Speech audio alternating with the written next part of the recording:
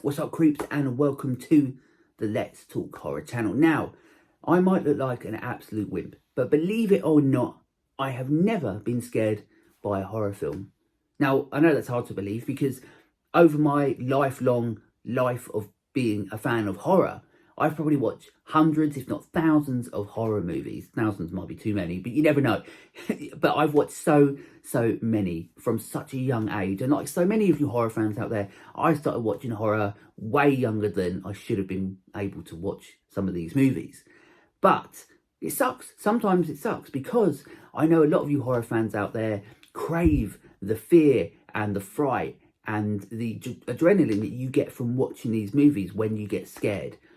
And I don't get that. And I think a big reason of that is because even from a young age, I could differentiate easily what was real and what was fake. What wasn't real. If I put in a VHS tape, well, then I knew that what I was watching was what people had made. Something that people had put so much hard work into making. And I wanted to, and still now want to be a part of that with acting and filmmaking. So it was very easy for me to take me out of that world that they created because it wasn't real.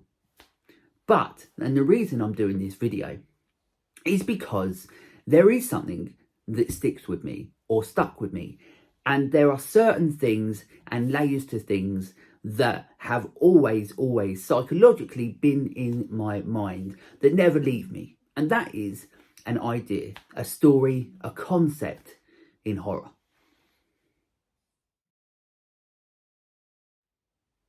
So the first idea, first concept that I want to talk about is one that has popped up throughout the history of horror because it's a pretty easy thing to put in, but that doesn't mean that it makes it even less terrifying. And that is when you have an unstoppable force. Now, what I mean by that is someone or something that is after you and doesn't stop and will not stop and can't stop. And it just keeps on coming and coming. Something like Michael Myers, where, especially in the original Halloween, he gets shot 6 times, he gets stabbed, he gets a knitting needle to him, everything like that, but he keeps on coming. There is no stopping him. Then we get Jason from Friday the 13th. No matter how many times you kill him, well, he keeps coming back for more.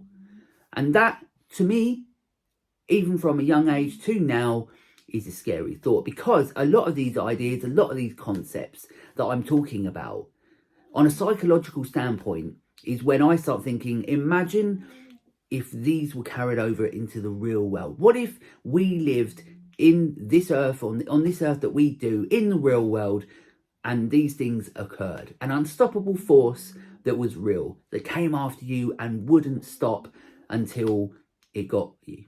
That's a pretty terrifying thought. So the next one is something that is purely something that works in my brain psychologically. It's something that has lasted since I first saw this film, because the film itself, to me, once again, like I said, isn't scary. Obviously, I'm talking about The Ring. And what I don't find scary about it is more about what would actually annoy me in real life if it was to happen. Somebody comes out my TV, that annoys me. I mean, my TV's broken and I've got water all over my floor. I'd be more annoyed by that. So the film itself doesn't actually scare me.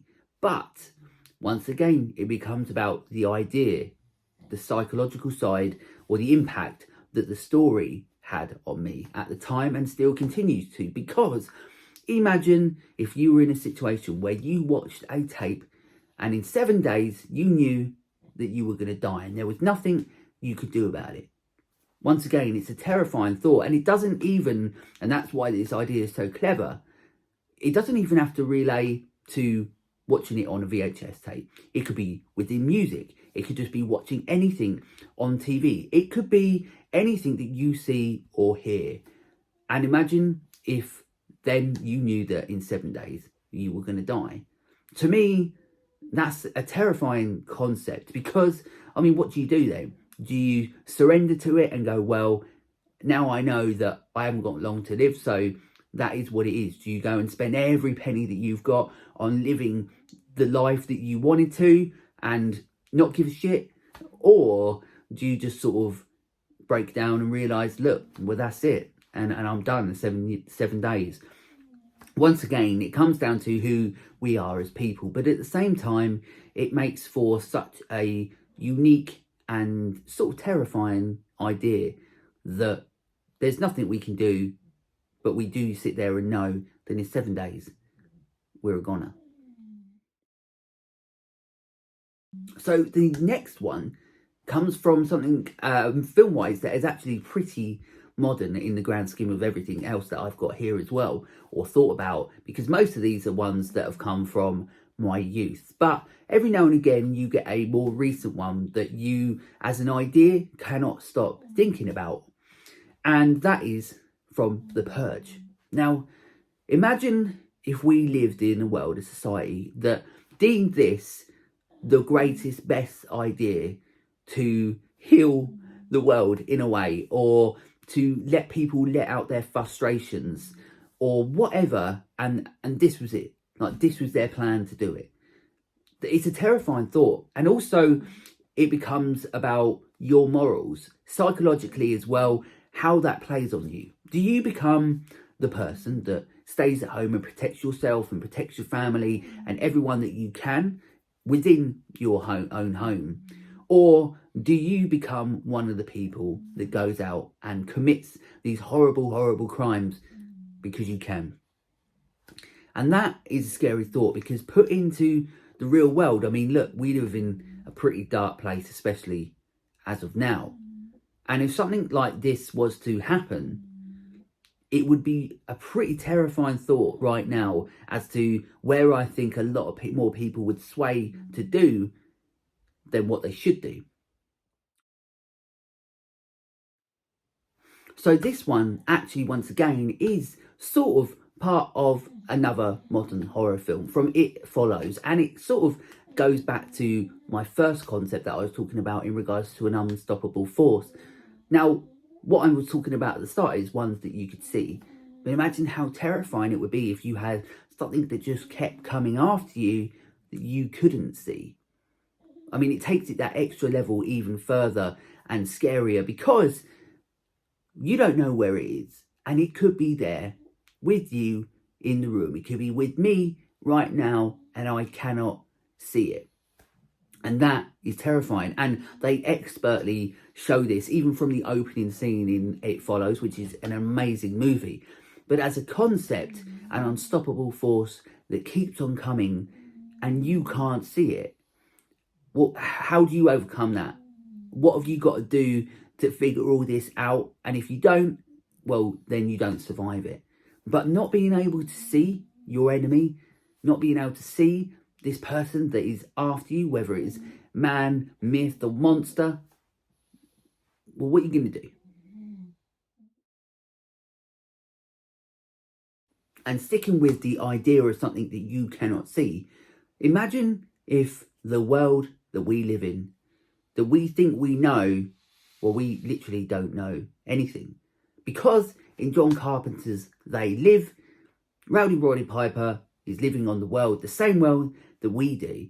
But what he doesn't know until he puts on a pair of sunglasses is that the world that what he thought he knew nothing about, because it's run by aliens. Now, it sounds a little bit silly, but once again, it becomes about the idea or the psychological side of it, of thinking how or what it would be like if that was real. What if somehow that you found out that this world that we live in, that we know, wasn't the one that we thought existed? What if it was run by aliens or monsters or anything out there? We thought that this was our planet, but it's not. And that I've always found really freaky, no matter how they play it in the movie, which is an amazing movie. And yeah, the film itself can be very funny and very comical, and the way that they do it. But if you just take that concept on its own and think, well, hang on a minute, what happens if everything was run by monsters or aliens behind everything, and we thought that we were running the show? I mean, that's pretty scary.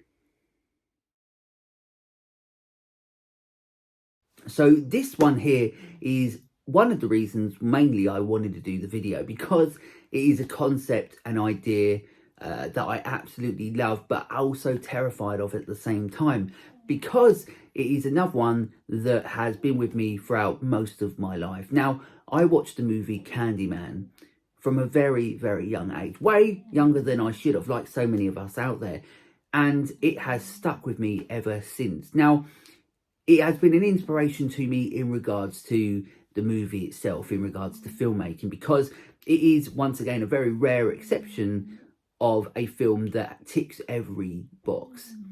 But one of the boxes it does tick is when you start looking at the scariness and the fear side, and how terrified you can be because of the concept, the idea, this myth that if you go into a bathroom or anywhere that has a mirror, you stand there and you say Candyman 5 times and you turn off the light, and next thing you know, the beautiful but scary Tony Todd is standing there with a hook for a hand and he's going to kill you. It's a terrifying, terrifying concept, because once again, you don't just have to base it on the fact that it has to be Candyman. You can base it on the fact that it could be anything. And this is why urban legends and ideas and concepts like this live on psychologically inside our brains, because we can't stop thinking about them, because once again, it becomes about, well, what if that was real? And that is terrifying to me. The film itself is absolutely phenomenal, but once again, the thing that sticks out to me, and always has, is the thought that there are things out there that we don't know, and we push our chances so much with the unknown that it comes back and bites us on the arse. You can look at it in the same respect as something like a Ouija board. Now, these are two things, whether it's doing the Candyman thing or doing a Ouija board. I'm old, I'm nearly 40 years old, and to this day, I have never done either of them. And I never, ever will. You can call me whatever you want, a wuss or whatever, and you may have even done them and been absolutely fine. But I don't believe in ghosts, ghouls and goblins or anything like that. But do you really think that I'm ever going to do it just in case? No. And the last one I'm going to talk about is something that pretty much anyone on this earth has probably thought about at some point, irrelevant of even if they've seen the movie I'm going to be talking about.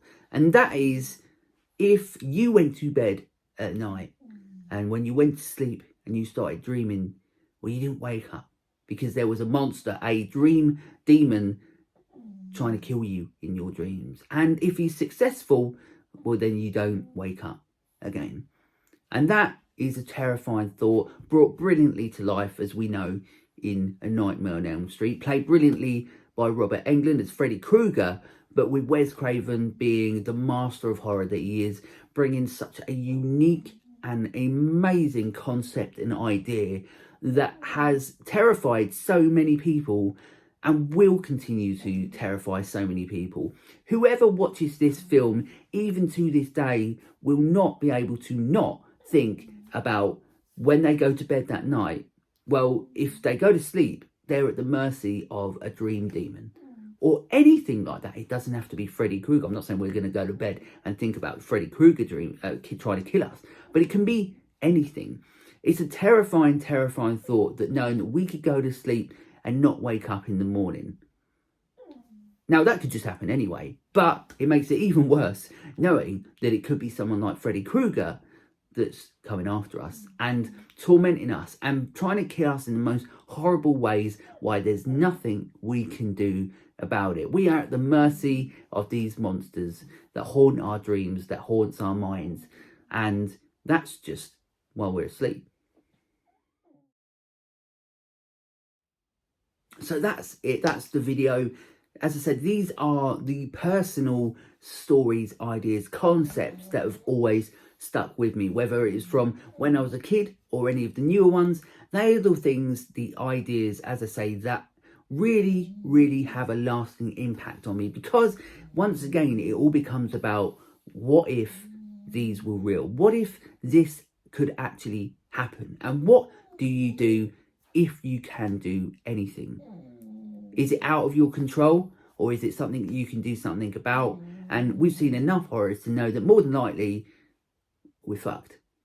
But these are just, as I said, some. There's so many ideas and concepts throughout horror, whether it's killer dolls, whether it's puppets running around like madmen, whether it's witches in the woods, whether it's even more urban myths. There's so many within this absolutely incredible genre, and I want to know yours. So in the comments, please pop in there and just let me know, what are the concepts that have always stuck with you? What are the ones that you find interesting and also terrifying? Now, if you've enjoyed this video, thank you so much for watching. Please consider like and subscribe. It means I can help reach new people, and I'll obviously want to be doing even more videos like this. And also we've got the series Welcome to the Creep Zone, hopefully coming soon. Hopefully. But when that's done, you'll know even more about it. But until next time, join us and be a creep.